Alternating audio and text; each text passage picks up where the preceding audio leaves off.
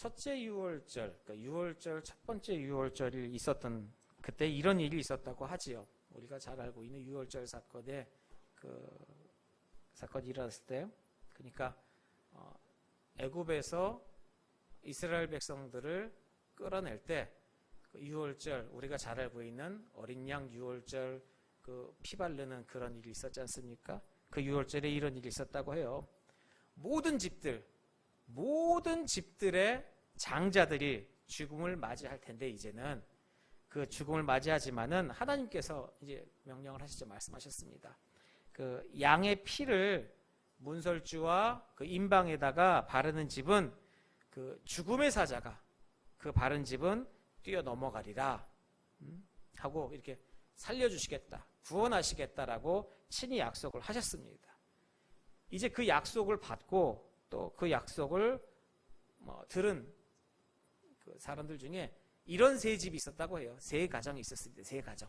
첫 번째 가정, 첫 번째 집은 뭐냐 하면은, 야, 사람이 살고 죽는 일이 어떻게 문짝에다 양피 바르는 것 갖고 사람이 죽고 살고 그게 무슨 상관이 있겠냐? 이게 어떻게 말이 되는 소리냐? 해갖고요. 안 믿고 믿지도 않고 바르지도 않고 그냥 잣댑니다. 그런 집이 있고요. 두 번째 집은요. 야, 얘긴 들었더니만 이거 문설주하고 임방에다가 피 바르면 산대는데, 야, 이거 일단은 하여간 산대니까 일단 발랐습니다. 근데 이거 바르고 나서 바르긴 발랐는데, 그러고 나서 방 안에 앉아서 고민하는 거예요. 바르래서 바르긴 발랐는데 진짜 안 죽을까?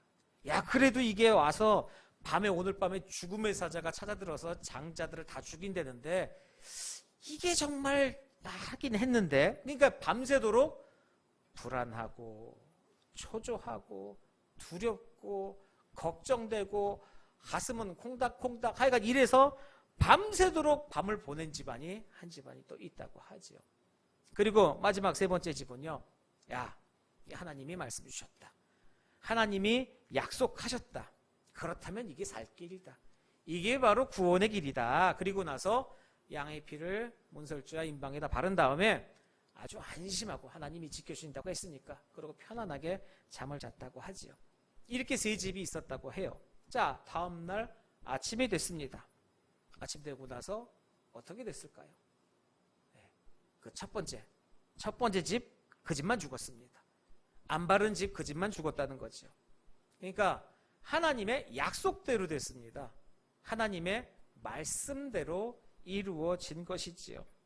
근데요, 우리가 하나 더 생각해 봐야 될 것이 있습니다. 분명히 하나님의 말씀대로 되었는데요, 죽은 첫 번째 집 말고 살아난 두 집의 이야기입니다. 살아났습니다. 한 사람은요, 믿음으로 푹 잤습니다. 밤새도록 그렇게 행복하게 자본 적이 없을 정도로 정말로 푹 잤어요. 근데 한 사람은 믿음이 없습니다. 하라는 대로 하긴 했어요. 근데 확신이 부족하고 믿음이 없어요. 그러니까 구원은 받았어요. 생명은 살았습니다. 구원은 받았는데 마음속에 구원은 받았지만은 불안이 가득 차고 근심이 가득 차고 두려움에 가득 차 있더라는 것이죠. 그러니까 지금 이 이야기가 이 첫 번째 유월절 그날 밤의 이야기가 아니라 지금 이 시대에 살아가는 우리들의 이야기이기도 한다는 것이죠. 지금 이 세대를 살아가는 우리들도 그렇게 구분해서 이야기할 수 있다라는 겁니다. 안 믿는 사람이 있습니다. 그리고요, 믿는데 불안한 사람이 있습니다. 믿긴 믿는데 확신이 없는 사람이 있어요. 믿긴 믿는데 마음속에 두려움이 가득한 사람이 있습니다. 그리고 믿음으로 안심하고 사는 사람이 있다라는 것이죠. 그렇다면은 나의 믿음은 어디까지냐라고 우리들 자신들에게 다시 한번 찬찬히 잘 물어보고 우리가 한번 생각해 봐야 할 문제라는 거지요. 자, 그것이 바로 유월절입니다. 유월절이라고 하는 거 우리가 흔히 구원이라고도 이야기를 하지요. 바로 그 유월절을 구원이라고 이야기합니다. 근데 조금 더 깊게 우리가 생각해 보면은 유월절이라고 하는 것은 우리들의 구원과 관계된 것이기도 하지만은요, 이 유월절은 하나님의 은혜입니다. 정말로 큰 은혜라는 거죠. 우리들이 우리 인간들이 여러분과 저 각자 개개인에게 여쭤보세요. 우리가 구원받을 만한 사람입니까? 그럴 만한 자격이 있는 사람이냐는 거죠. 거의 정말로 대부분이 하나님의 일방적인 사랑으로 우리가 그 은혜를 받았다는 거예요. 자격 없습니다. 하나님의 마음, 그 하나님의 마음 안에 있는 정말로 이렇게 간절한 소망, 하나님 마음속에 있는 그 간절한 소원, 그것은 뭐냐면요, 하나님의 백성들, 정말로 모든 인생들, 모든 사람들 다 살리고 싶으시죠. 구원받아야 하는 겁니다. 구원하고 싶으십니다. 그것이 하나님의 마음입니다. 그러면서 하나님은 그런 마음을 갖고 있는데, 그러면서 하나님이 모든 인생들에게 원하시는 것이 딱 하나가 있어요. 단 하나입니다. 우리가 하나님한테 해드릴 수 있는 것은 없습니다. 우리가 어떤 노력을 가지고 하나님의 무엇을 채워드리거나 어떤 것을 할 수 있는 것은 아무것도 없어요. 드릴 게 없습니다. 정성 다해서. 그러니까 너희들이 해줄 건 없는데 다 내가 해줄게. 모든 것 다 내가 해줄게. 너희는 딱 하나 믿기만 해라, 그겁니다. 믿기만. 다른 것 하려 하지 말고 믿기만 해라. 그 이야기가 뭡니까? 6월절 양피 발라라. 양의 피 문설주하고 인방에다 바라라. 니네가 이해되지 않을 거다. 당연하다. 이해되지 않더라도 발라라. 내가 말하지 않느냐? 바르면 살려준다고. 내가 책임지겠다고. 하라는 대로 하면은 내가 책임지마. 그것이 하나님의 은혜라는 것이죠. 그리고 우리들의 믿음이라는 이야기입니다. 그래서 하나님은요, 모든 인생들 구원받기를 원하십니다. 살기를 원하세요. 근데 그 구원이라는 게 무엇이냐? 그럼 그 구원이라는 게 누가 하는 거냐? 구원이라는 거 그러면 어떻게 하는 거냐? 이 이야기들 성경 66권이요. 성경 66권의 주제가 쫙 압축해서 한 단어로 빼면 구원입니다. 구원. 구원에 대한 이야기를 성경 66권에다가 하고 있어요. 주제가 구원이에요. 다 우리들 구원받는 이야기고요. 그 구원에 대하여서 우리들에게 가르쳐주고 있는 것이죠. 그 중에 하나의 사건을 이렇게 들어갖고 이야기 아니요. 하나의 사건이 있는 것을 하나님께서 들어서 우리에게 보여주는 게 아니라요. 우리에게 그걸 알려주기 위해서 하나님이 사건을 일으키십니다. 기존에 있는 사건을 끌어다가 아니라 우리를 위해서 사건을 만드세요. 그래서 그 사건을 일으키셔서 이게 바로 구원이다. 이 사건을 통해서 이게 바로 구원이다. 이게 하나님의 마음이다. 이게 하나님이다. 라고 대표적으로 우리에게 이야기해 주시는, 말씀해 주시는 그 대표적인 사건인데 그게 바로 지금 계속 말씀드린 유월절이라는 거죠. 이것을 통하여서 우리들에게 구원을 말씀해 주시고요. 우리들에게 하나님의 마음을 알려주시고 철저하게 구원을 이야기하고 계시는 겁니다. 그러니까 그 구원 하나님이 하셨다라는 거죠. 보세요. 애굽의 노예였습니다. 이스라엘 백성들이. 철저하게 애굽의 노예로 살아가는 사람들, 계속해서 노예의 자식은 노예입니다. 우리 예전에 우리나라에서도 드라마 같은 거 보면 예전에 장혁이 나왔던 건가 하여간 아무리 신분이 천한 사람이 그 아가씨를 사랑하고 아가씨가 신분 둘이 도망가도 두 사람은 양반 안 됩니다. 차라리 아가씨가 밑으로 떨어져서 천민이 되지 절대로 한 번 등급이 떨어지면 안 돼요. 그러면은 어느 나라나 마찬가지죠. 노예입니다. 애굽의 노예.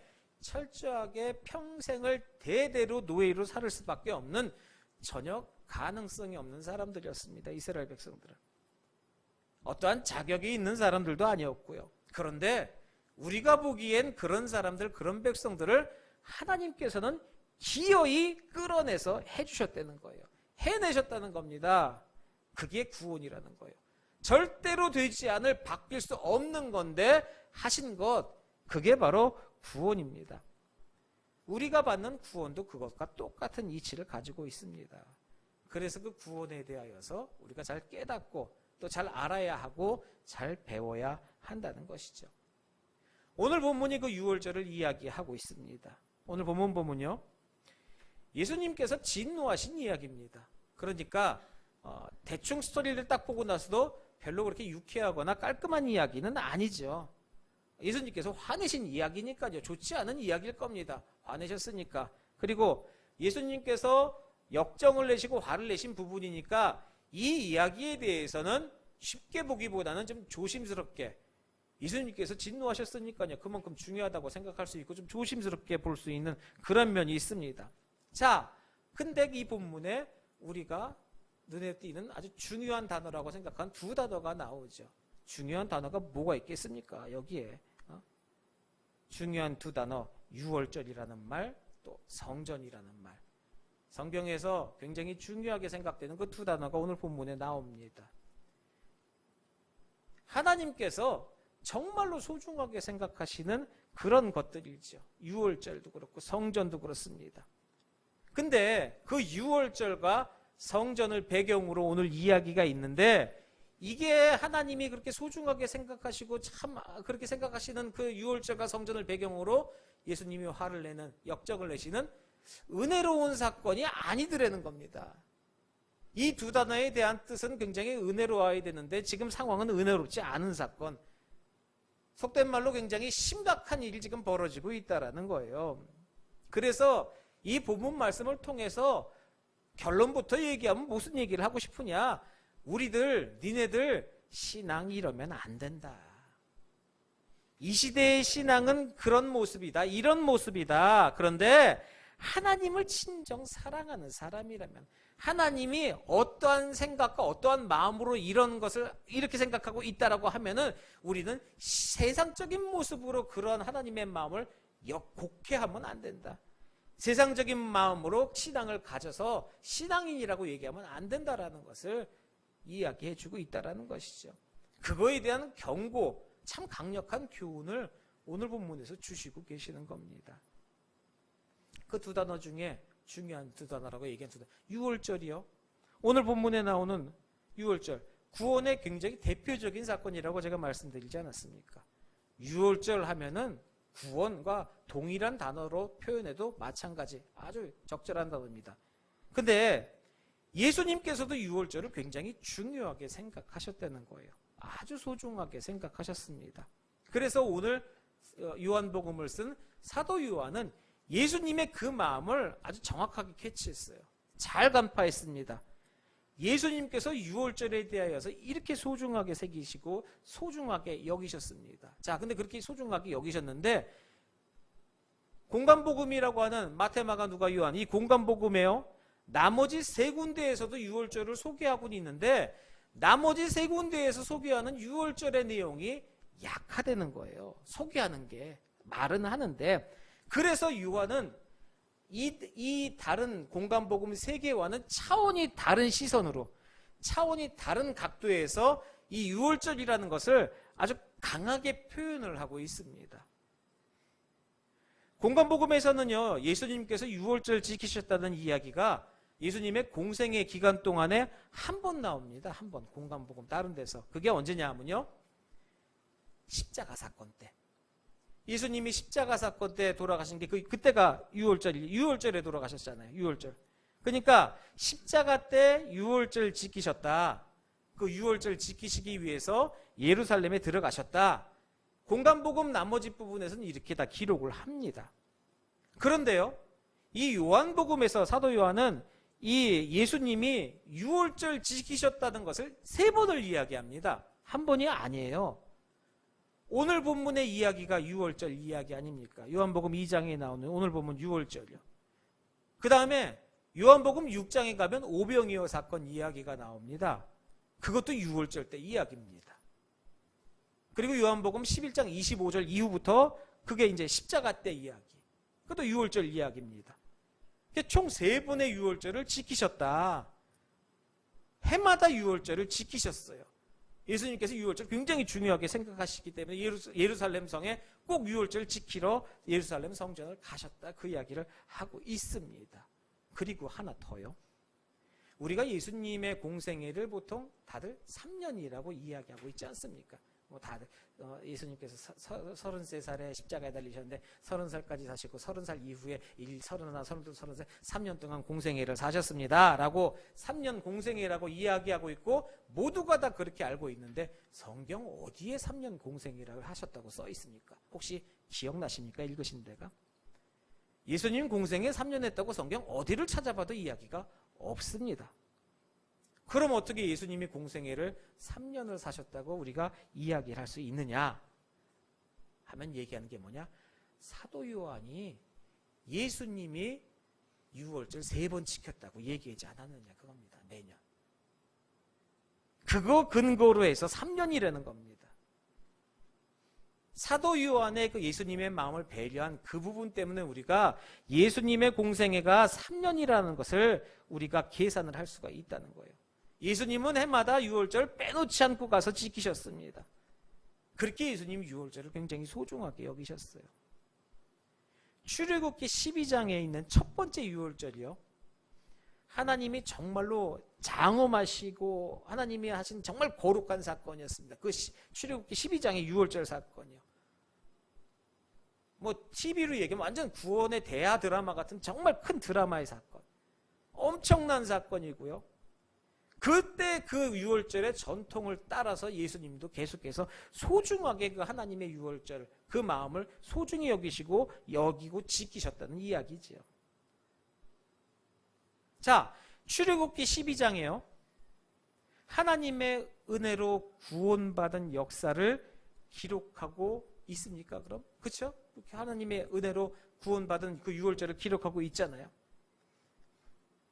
그리고 나서 그 구원받은 백성들에게 정말로 마지막에 문서를 써서 도장을 꽝 찍는, 그러니까 하나님께서 하신 그 구원에 대하여서 확증하는 사건을 예수님께서 유월절 성만찬으로 도장 꽝 찍는 도장인을 찍으셨다라고 이야기할 수 있다는 겁니다.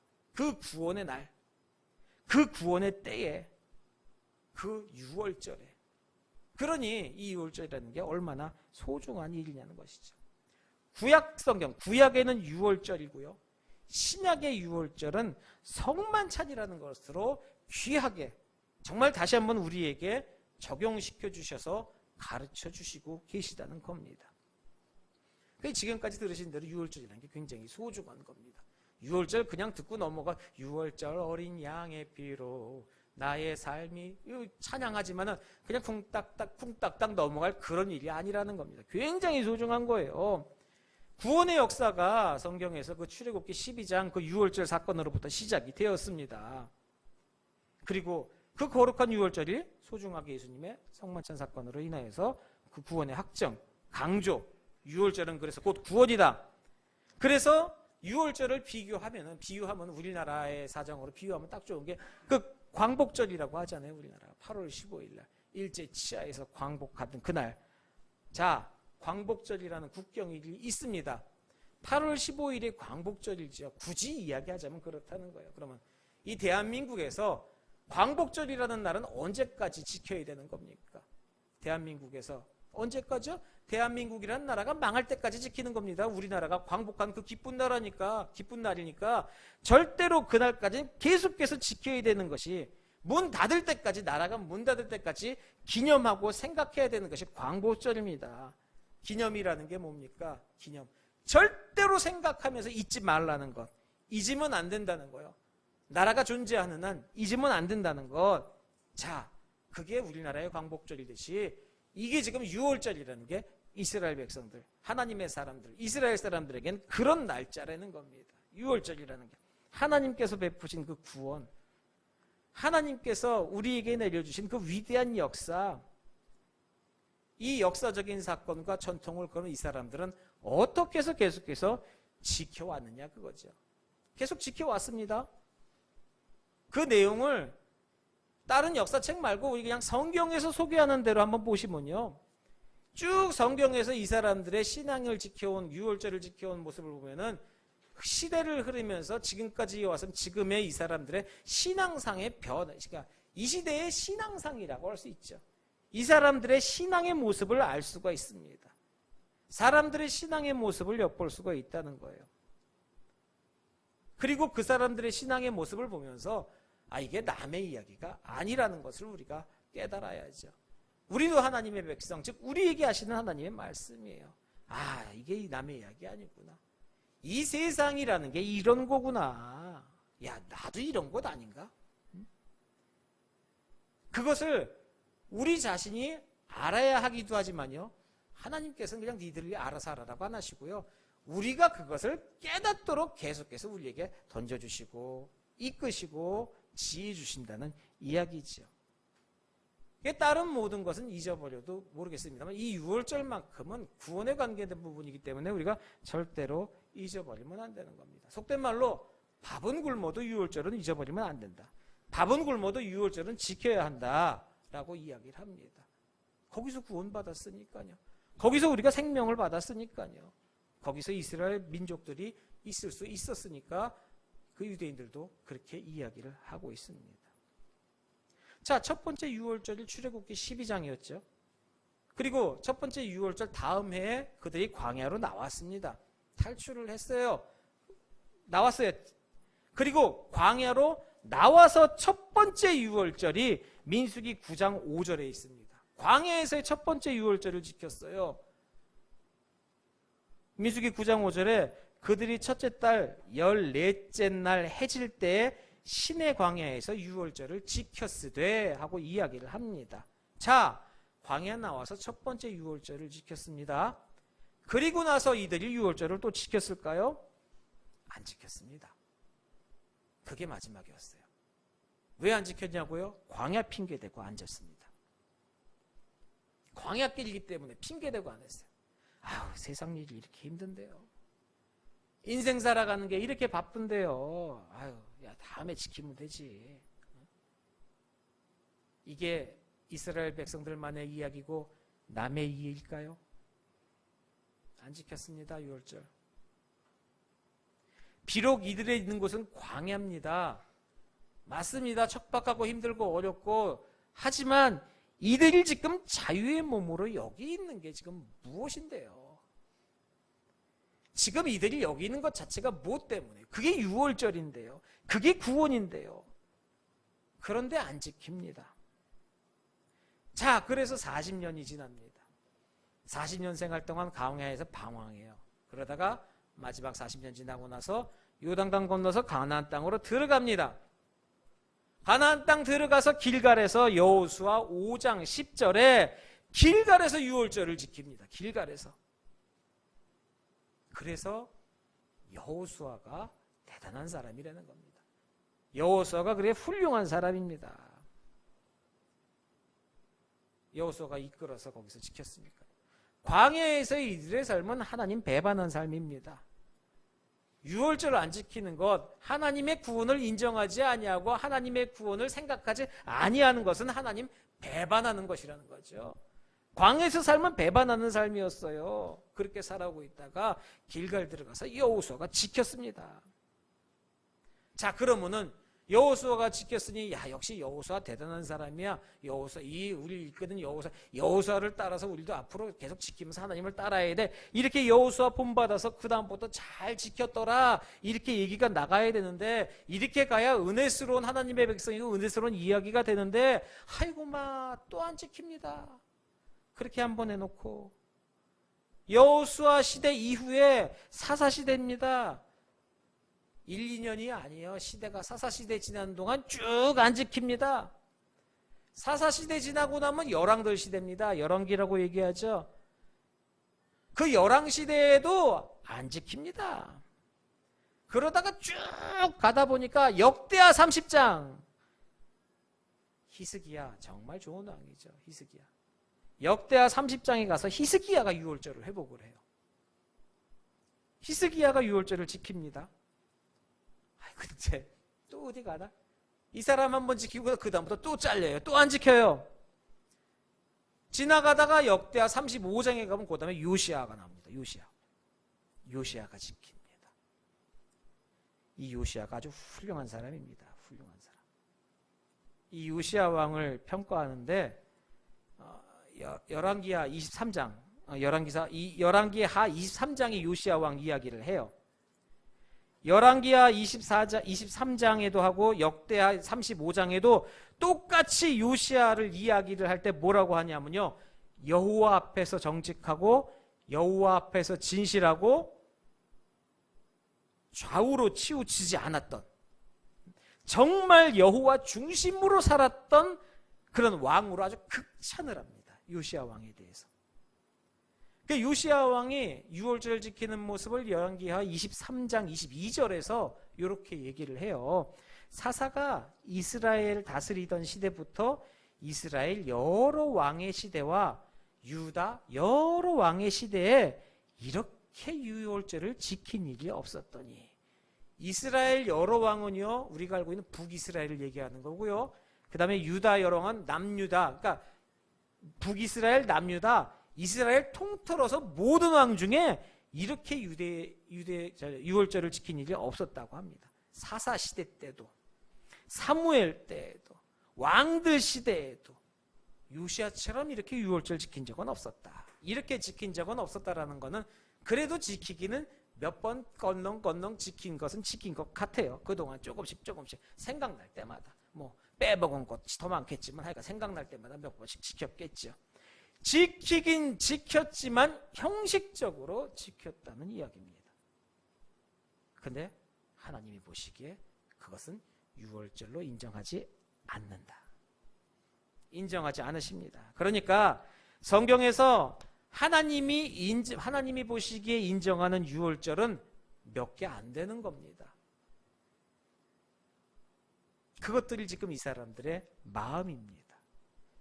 그 큰 구원의 은혜를 받고 그 큰 은혜, 그 큰 사랑을 전혀 기념하지 않습니다. 전혀 생각하지 않습니다.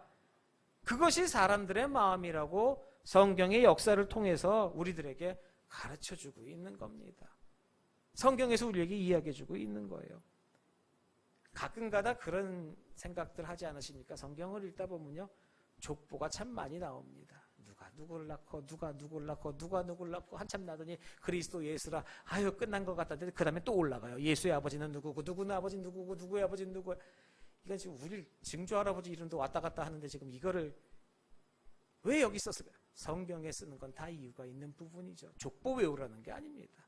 그 안에는 이런 카테고리적인 연결이 있는 것이고요, 이 안에서의 신앙의 연결고리와 믿음의 연결고리, 잘 믿고 안 믿고 이런 모든 이야기를 통해서 우리에게 이야기해 주시고 있는 바가 있다는 것이죠. 오늘도 그렇게 이야기해 주고 있는 것 아닙니까? 그 사람들의 마음을, 또 그 사람들의 모습을 역사를 통해서 우리에게 이야기해 주고 계시는 거예요. 자, 그러면 요시야 칭찬받았습니다. 요시야 왕 다음에는 어떻게 되냐 그거죠. 요시야 왕 다음에 어떻게 되냐고요? 나라 망합니다. 이스라엘 쫄딱 망합니다. 자, 요시야 왕 다음에 여호아스, 그 다음에 여호와김, 여호와긴, 좀 전에 여호와김이고요, 김씨 아닙니다. 여호와김, 여호와긴, 그리고 시드기야까지. 그리고 이후에 유다 왕국 멸망. 유다 왕국 문 닫습니다. 폐업, 땅땅땅 끝났어요. 바벨론으로 70년 동안 포로로 잡혀갑니다. 다 끌려갑니다. 근데 70년 동안 바벨론 가서 포로 생활을 하는 것이 이들에겐 좋은 약이 된 겁니다. 나라 잃고 끌려가서 70년 동안 거기서 바벨론 강가에서 이들이 정신 바짝 차렸어요. 거기서 무릎 꿇고 하나님 앞에 회개했습니다. 그리고 70년 만에 다시 돌아옵니다.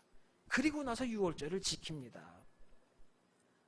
근데요, 시간이 계속해서 흐르면서 유월절이라는 걸 지켜가는데 이게 형식적인 유월절로 기념식이라는 어떤 행사만 남게 되는 겁니다. 내용은 부패하고 변질돼가지만 겉껍데기는 기념식으로만.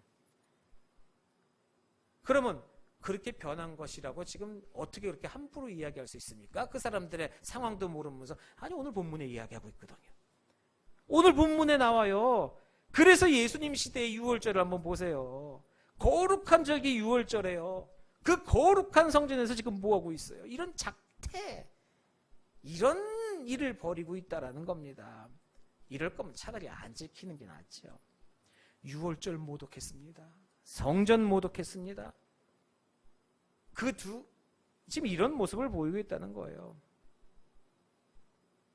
하여간 하나님이든 부모님이든 회초리 안 들고 옆에 회초리 안 들고 서 있으면은 신앙이 이렇게 됩니다.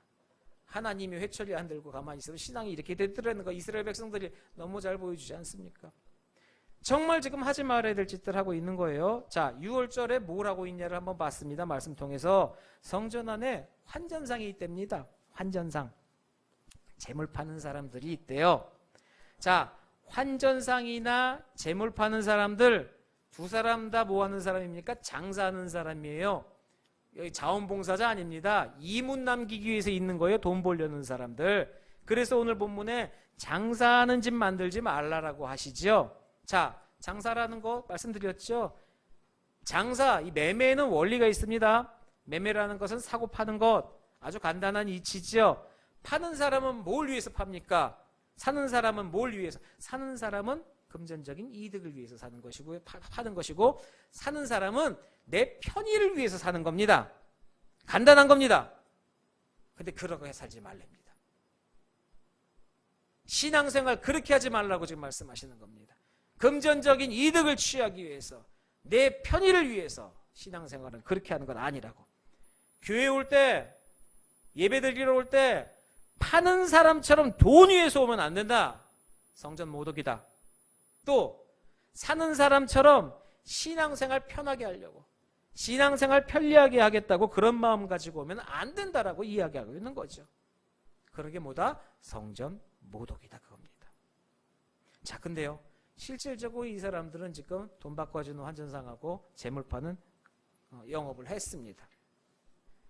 자, 근데요, 환전상이라는 게 그렇잖아요. 딱 보기만 해도 돈 바꿔주는 거기도 한데, 돈 바꿔주고 나서 이제 그 돈 바꿔주러 오는 사람, 그러니까 예배 드리러 오는 제사 드리러 오는 사람이 그 성전에다가 성전세, 그러니까 이 세금이 그런 세금이 아니라 헌금과 같은 개념입니다. 성전세를 내야 되는데, 이게요, 세금을 내는 돈은 꼭 성서에 세겔로 내라고 했습니다. 세겔 단위로 세겔을 내야 돼요. 그런데 이 사람들이 실생활 지금 밖에서 통용되고 있는 돈 단위는 뭐냐면 드라크마라는 단위로 쓰고 있는 거예요. 그러니까 완전히 다른 돈이에요. 세상 돈 화폐는 드라크마고 성전에 내야 되는 건 세겔이에요.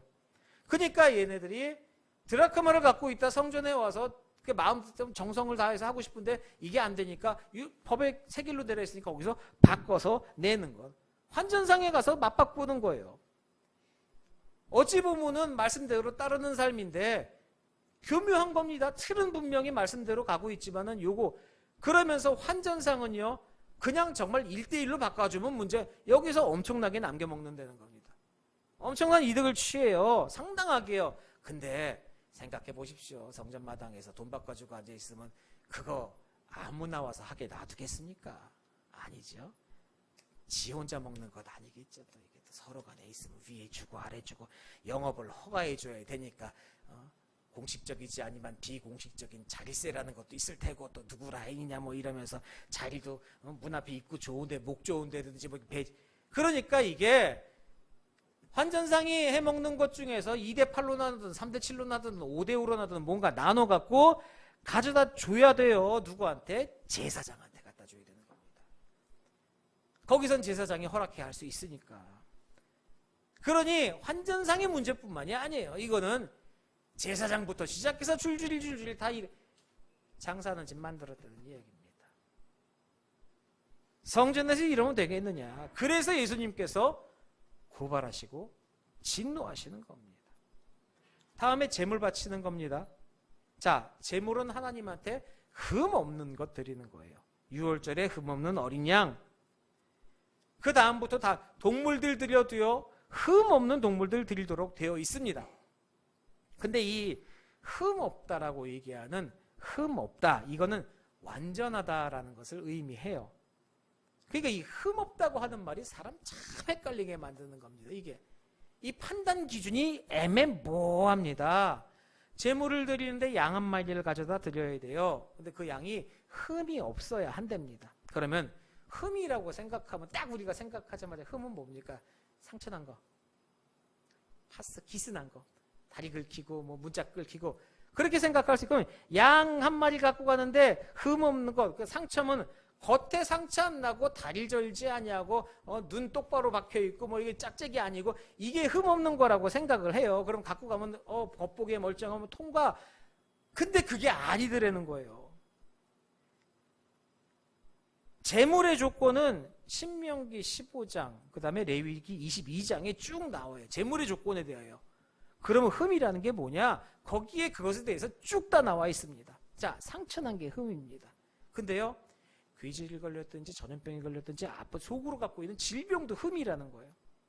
그러니까 내가 제물을 아무리 좋은 걸 기가 막힌 걸 준비해 오더라도 제사장이 이렇게 보더니 팔다리 멀쩡하다, 다 멀쩡한데 근데 얘가 그릉그릉하는 게 감기 걸린 것 같아. 그러면 빠꾸예요. 이거는 통과하려면은, 그러니까 거기서 예수 통과하려면은 요즘 말 맞따라 성전 안에서 케이스 맞고 빵 받은 그거 앞에 너 이거 어서 갖고 와야지. 집에서도 몰고 아유 온모세가 지쳤을 텐데 더위 먹었겠다 빠꾸 이렇게 돼버리는 거니까, 그러니까 앞에 있는 거 요한에 허가받은데 그 물건만 갖고 와야 되는 거니까요. 결국 제물도 제사장하고 짜고 쳐야지 된다는 겁니다. 이런 영업을 하고 있다는 거죠. 자, 근데 하나님께서 규정을 하셨어요. 흠없는 거 드리라고 하나님께서 규정을 하셨어요. 그거 악용해서 돈벌이 하는 사람도 있지만요, 곰곰이 생각해 보면은 하나님 앞에 제사 드리는데 흠없는 제물을 드려라. 그래서 양 한 마리 갖고 왔어요. 그래서 합격 판정을 딱 받았습니다. 그러면은 이 흠없는 제물이라는 게 뭐냐 이거예요. 하나님이 말씀하신 흠없는 제물, 이거를 가장 쉽게 얘기하면 뭐냐면요, 지금 당장 이 양이나 이 동물을 시장에다가 내다 팔아도 내다 놔도 최고의 상품이고 최고로 쳐줄 수 있는 최고가를 받을 수 있는 그러한 동물을 이야기하는 거예요. 아니 그러면은 제물이라는 게 갖다 놓고 키우는 게 아니라 가자마자 죽여서 제사를 드리는 겁니다. 바로 잡아서 목을 따서 제사를 드리는 그런 동물인데, 아니 그냥 대충 아무거나 받아도 될 것이지 왜 하나님은 가지고 오면 바로 죽일 건데 시장에서도 최고품으로 인정받을 수 있는 최고의 것을 요구하실까? 하나님 욕심쟁이? 그렇게 눈이 높고 까다로운, 왜 하나님이 최고를 요구하셨을까 생각해보다가 보니까 이게 예수님이구나라고 생각이 드는 거죠. 이게 예수님입니다.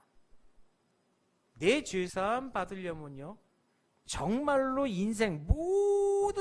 모든 세상 중에서 최고로 흠없는 완전한 제물을 원하는데, 그 제물을 위해서 끌려가는 그 양이 바로 예수님이었고, 이게 지금 최고의 제물을 자꾸 이야기하는 게 결국에는 예수 그리스도를 이야기하기 위해서 하나님이 말씀하시고 그것을 의미하는 것이지, 이게 양이 감기 걸리고 안 걸리고 그 문제가 아니었다는 것이죠. 제사라고 하는 게 그렇게 거룩한 겁니다. 제사라고 하는 게. 그런데 이 사람들은 지금 그것을 모독하고 있는 겁니다. 제사를 모독하고 있는 거예요. 유월절에 대하여서도 모독하고 있고요, 제사에 대해서도 모독하고 있는 거예요. 이거는 하나님을 배반하는 겁니다. 하나님 모욕하는 거예요. 이런 일이 있으면 안 된다는 것이죠. 예수님 당시 유월절의 시대 이야기를 하고 있지만 이게 거기뿐만이 아니라 지금 이 시대도 마찬가지라는 이야기입니다. 말로는 유월절이라고 합니다. 말로는 하나님의 구원이라고 이야기합니다. 하지만 마음에서 하는 것은 지금 오늘 성경 본문에 있는 이 장사치들과 동일한 행동을 하고 있다는 것이죠. 그렇게 산다는 겁니다. 오늘 본문의 유월절의 이 신앙상이 이 당시의 신앙상뿐만이 아니라 지금 우리가 살아가고 있는 이 땅의 신앙상이고요, 이 땅의 사람들의 믿음이고요, 그것을 지금 이야기해주고 있다는 이야기죠. 이게 지금 유월절에 흘러오는 역사입니다. 자, 두 번째, 이 일을 지금 성전에서 벌이고 있어요. 지금 벌어지고 있는 일입니다. 그러면 성전이라는 것의 역사를 한번 보자고요. 성전이 뭡니까? 성전은 하나님의 집입니다. 보통 거룩한 말, 거룩하다, 거룩하다라는 이야기를 하나님의 집, 이거 한마디면 거룩이라는 단어는 끝나는 겁니다. 하나님이 구하시는 하나님의 집보다 더 거룩한 말이 어디 있겠어요? 더 거룩한 표현이 어디 있겠어요? 하나님이 꼭 거기서만 만나시겠답니다. 하나님은요 조금 어려운 단어로 무소부지하시지요. 편지하십니다. 그러니까 이게 뭐예요? 어디에나 다 계십니다. 언제 어디서나 다 계세요. 그런데요, 그런 하나님이 만나는 것은 꼭 성전에서만 만나겠다고 하셨어요. 이보다 더 거룩한 곳이 어디 있습니까? 하나님은 만날 수 있는 곳인데요. 자, 그러면 성전이라는 것의 역사를 한번 보자고요. 이 이스라엘 사람들이 성전을 정말 거룩하게 지켰느냐? 얼마나 거룩하게 지켰느냐? BC 957년에 솔로몬이요, 정말 우리가 알고 있는 그 엄청난 지혜를 갖고 있는 솔로몬 아닙니까? 그 지혜를 가지고 솔로몬이 성전을 지었습니다. 성전 짓는데요, 성전 짓는데 들어가는 물자들 하나도 아끼지 않았어요. 최고로 모든 물자 최고급으로 몽땅 다 수입했습니다. 최고급으로 하나님의 성전을 지었어요. 솔로몬이니까 그런 역사를 이룰 수가 있었죠. 근데요, 한 가지 분명히 기억해야 되는 게 있습니다. 성경에서 보다시피 하나님의 집은 분명히 거룩한 곳입니다. 근데요, 거기에 하나님의 영광이 거하지 못하면은 하나님은 그 성전에 대하여서 미련이 전혀 없으시다는 겁니다. 그거 착각하면 안 된다는 거예요. 그거 착각하고 하나님의 영광이 거하지 않는 그 성전을 하나님의 성전이라고 우기지 말라는 이야기죠. 하나님의 영광 없이는 아무 의미도 없다는 거예요. 하나님 그냥 버리십니다. 그래서 BC 586년에 바벨론에게 멸망당하지 않습니까? 느부갓네살 왕이 그 싸그리 다 갖고 갑니다. 뭐 금이며 은이며 폐물이며 몽땅 다 싹 갖고 가요. 멸망당하요. 성전이 멸망당했다는 것, 성전 멸망당했다는 치욕적인 이야기마저도 성경에 분명히 기록하면서 이야기하고 있습니다. 왜요? 잘 보라고요. 이게 무슨 의미인지 너희는 알아야 된다고 쓴 겁니다. 하나님의 영광이 거하지 않는 성전, 하나님 부신다는 겁니다. 바벨론에 포로 잡혀갔어요. 거기 가서 회개합니다. 자, 회개를 하면요, 그 회개하는 것이 바벨론이라고 해서 은혜가 없는 것 아닙니다. 하나님 앞에 회개하면 그 바벨론에서도 은혜. 아무리 화려한 성전이라도 하나님을 잊은 백성들에게는 성전이 의미가 없는 것이고, 바벨론에 포로로 끌려갔더라도 그 앞에서 회개하고 하나님 찾으면은 하나님은 그들을 받으셔요. 돌아오게 하십니다. 바사왕 고레스를 통해서 포로 귀환시키지 않습니까? 그 포로 귀환도 그냥 귀환시키시나요? 하나님이 고레스 감동하게 하셨어요. 그래서 이스라엘 백성들한테 고레스가 뭐라고 얘기하냐면, 야, 너희들 강력하게 얘기합니다. 너희들 돌아가면은 제일 먼저 성전부터 지어라라고. 아니, 딴 나라 왕이 돌아가는 이스라엘 백성 뒷꼭지에다 너 가서 딴짓하지 고 성전부터 지어라고 이야기할 정도로 그렇게 이야기를 했다는 거예요. 그래 돌아와서 스룹바벨이 성전을 짓습니다. 그게 BC 516년. 포로로 70년 있다가 돌아온 백성들이, 돈이 있겠습니까? 포로인데 거지지요. 가진 게 뭐가 있어요? 재산이 있어요? 아무것도 없어요. 도와주는 사람이 있겠습니까? 없습니다. 아무도. 그런데도 성전을 졌어요. 그렇게 지어놓고 보니 성전이 어떻습니까? 정말로 초라하고 정말로 없고 부실하고 정말 바람 휘휘 불고 보기에는 딱해 보이는, 한숨 푹푹 나오는, 그러지 않겠습니까? 뭐가 있겠어요? 근데 하나님은 기뻐하셨습니다. 왜냐하면 그곳에는 진심이 있었기 때문이죠. 그걸 스룹바벨 성전이라고 이야기를 합니다. 전에도 계속 얘기했죠. 사람들 놔두면요, 변질해요. 바뀝니다. 시간이 지나고 나니까 또 배반합니다. 세상에 참 대단한 사람들이야. 하지만 대단한 하나님이 더 계시죠. 500년 정도가 지납니다. 이제 세계는요, 팍시 로마라고 하죠. 로마가 지배하는 세상이 돼버렸어요. 세상의 모든 나라를 통일할 그 큰 로마. 유대 땅도 로마가 지배를 해요.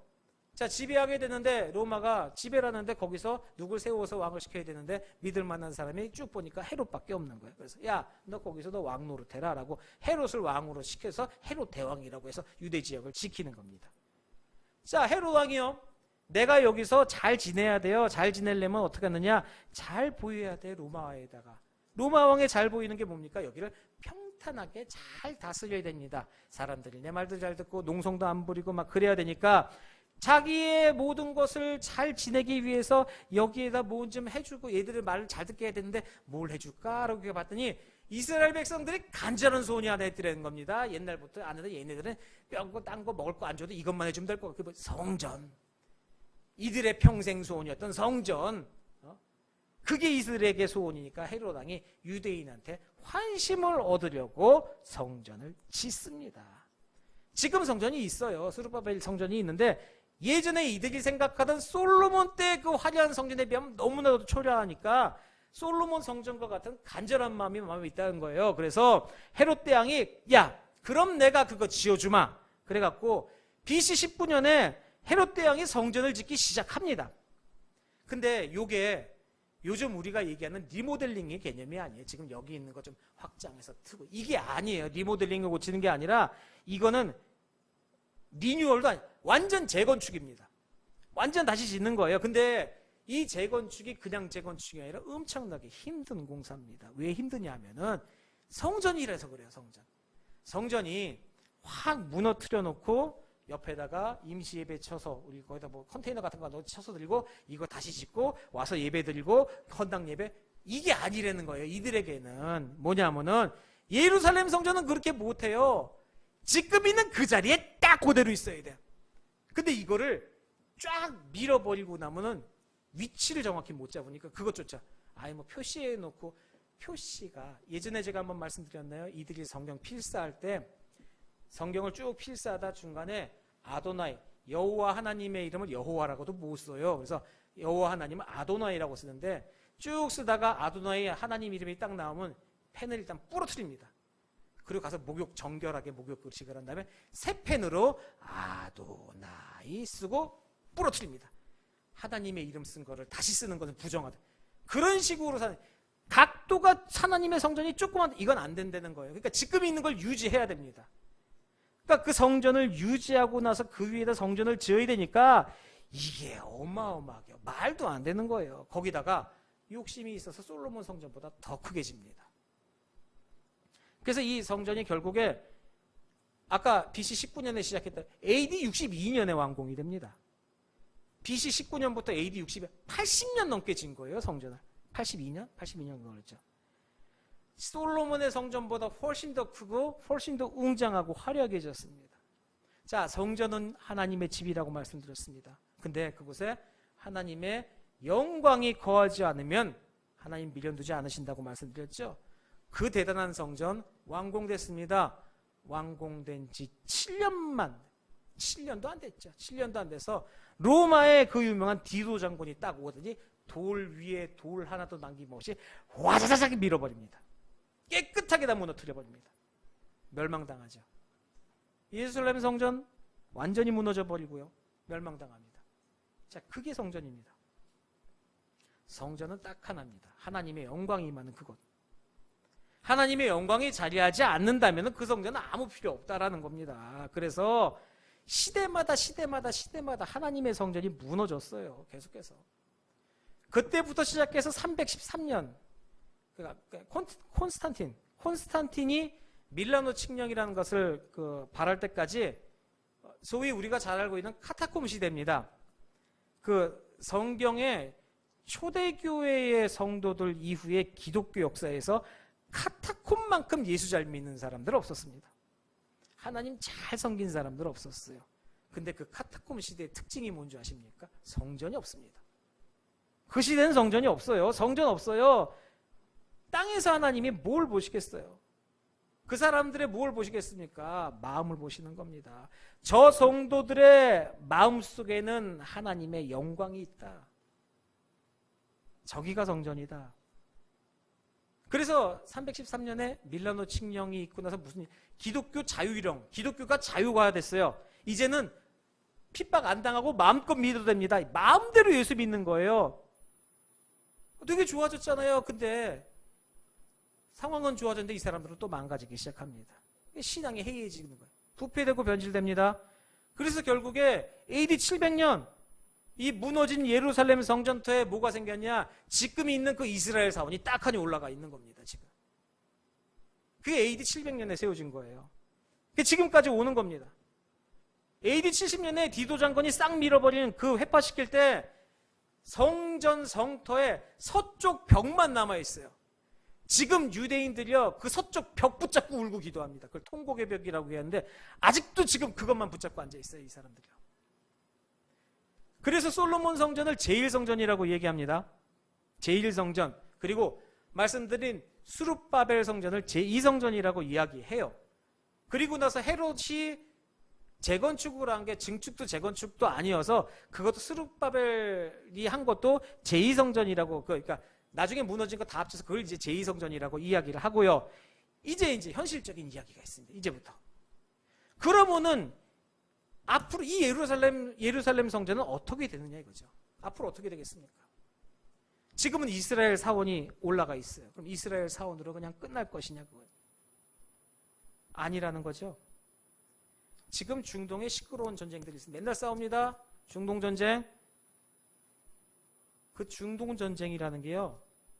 이스라엘 사람들 1967년에 6.1 전쟁, 그 3차 중동 전쟁 일으켜 갖고요.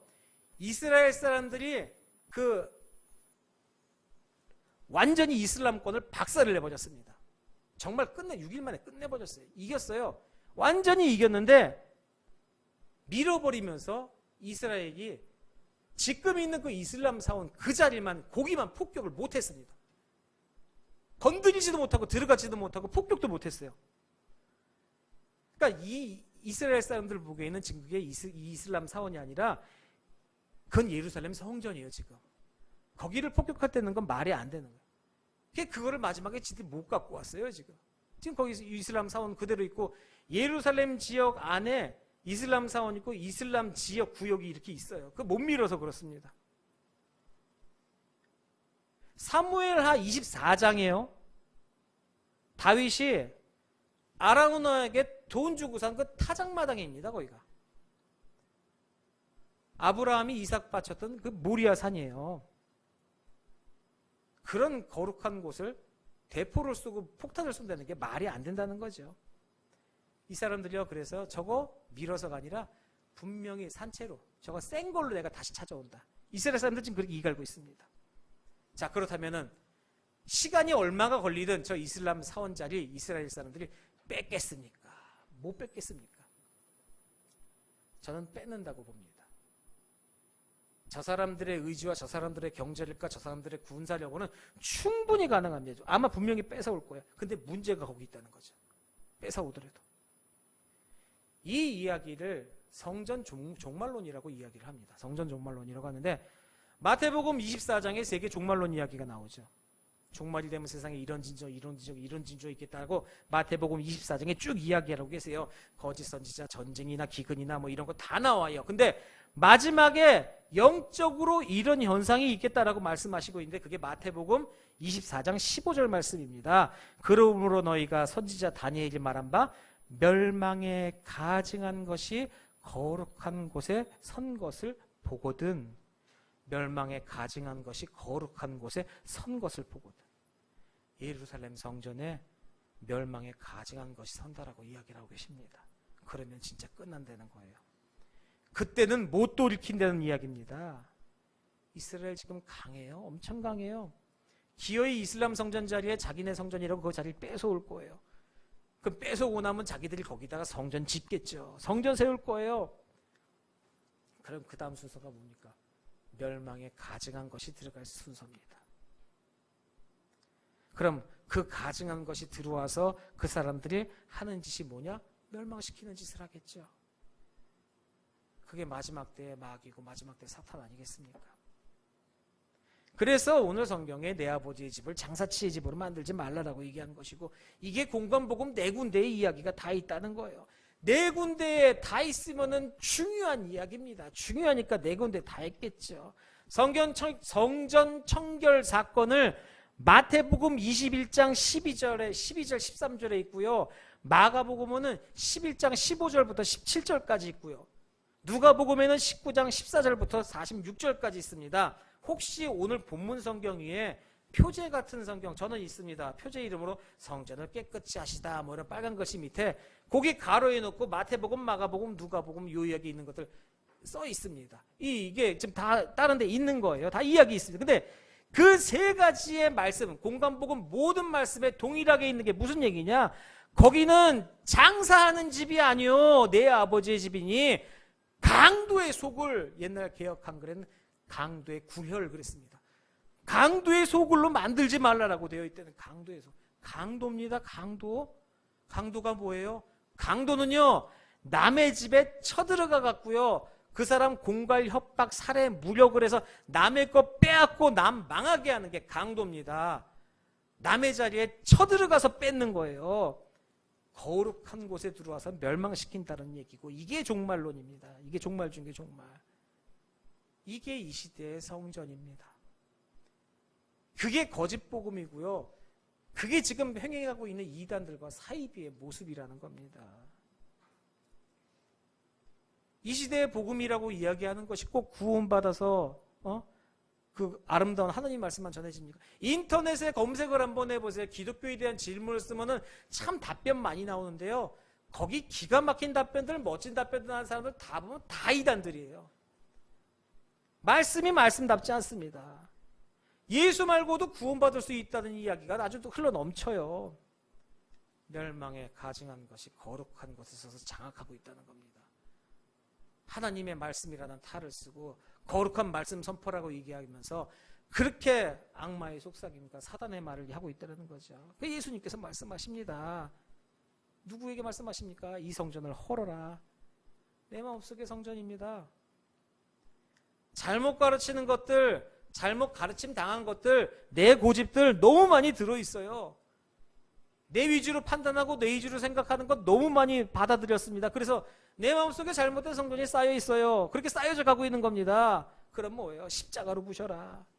그 십자가의 주님이 다시 성전 세우시고 부활로 그 성전을 완성하신다라고 말씀하는 겁니다. 내 마음의 성전이요? 하나님께로 나아가는 길입니다. 죄사함 받는 거예요. 이 사건은요. 하나님 앞에 서는 그날까지 있어야 되는 겁니다. 그게 성전이에요. 그러면 어떻게 나오시겠습니까? 나의 의지, 나의 생각, 나의 고집? 아니죠. 예수의 이름으로.